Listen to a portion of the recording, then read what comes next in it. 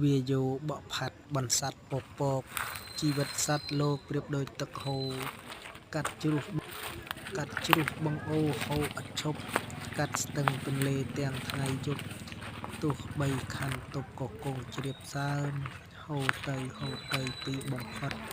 ដល់មហាសមុទ្រដ៏ធំសម្បើម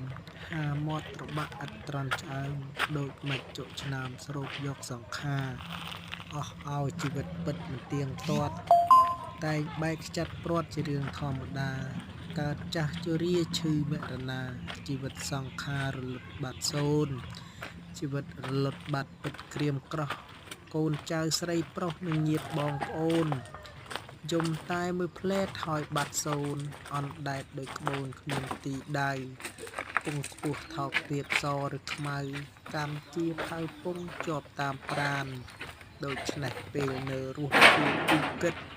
សាងបុណ្យសុចរិតលៀងសន្តានគ្រប់គ្រងស្ងួនចិត្តដោយកម្មកល្យាន